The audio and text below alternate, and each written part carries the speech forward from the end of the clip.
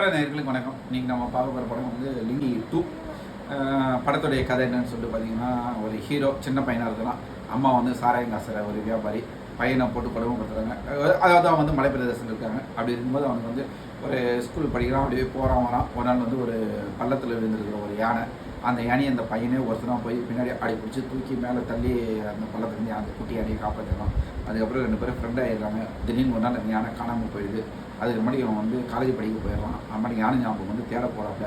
அப்படியே தேடி போகும்போது பார்த்தா அந்த யானை வந்து ஒரு வால்பாறைன்ற ஒரு இடத்துல வந்து கும்கி யானையாக யூஸ் பண்ணிகிட்டு இருக்காங்க. இவர் அங்கே போகும்போது அந்த யானையை எப்படியாவது கூட்டு வந்தோன்னு பார்க்குறாரு. அதே நேரத்தில் சில தமிழ்நாட்டில் நடக்கிற மிகப்பெரிய அரசியல் மாற்றத்தில் யானையை வந்து பலி கொடுக்கணும்னு சொல்லிட்டு நினைக்கிறாங்க. யானையை பலி கொடுத்தா ஒரு தலைவர் வந்து ஆட்சி பிடிப்பாருன்னு சொல்லிட்டு அதுக்காக இந்த யானை வந்து சர்வ லட்சணமும் பொருந்திருக்கிற இந்த யானை தான் பலி கொடுக்கணும்னு சொல்லிட்டு காசு கொடுத்துவாங்க. நாங்கள் போய்க்கணும் இல்லை.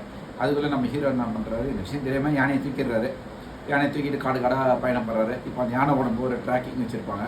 அந்த ட்ராக்கரை வச்சு நம்ம அர்ஜுன் தாஸ் வந்து யானையை வந்து பிடிச்சி வில்லன்களுக்கு கொடுக்கறதுக்கு வருவார். அது மட்டும் அவர் வந்து பேசுவார். இவங்க பேசுறதால யானை கேட்கும். அப்படி இப்படிங்கிறத கேட்டு கடைசியாக கிளைமேக்ஸில் வந்து யானையை வந்து அவங்க கடத்தும் போது யானை வந்து எல்லாருக்கையும் ஃபைட் பண்ணி நம்ம ராமநாராயணன் படத்தில் மாதிரி யானை பயமாக ஃபைட் எல்லாம் பண்ணுது.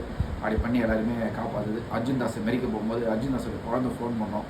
அப்பான்னு சொல்லிட்டு ஃபோன் பண்ணோம். உடனே யானை மனசு தெரிஞ்சு போச்சு போடான்னு சொல்லிட்டு அர்ஜுன் தாஸ் விட்டுருந்து மற்ற வில்லனுங்களெல்லாம் சாகடிச்சிட்டு இப்படியா போகிற ஒரு கதை தான்.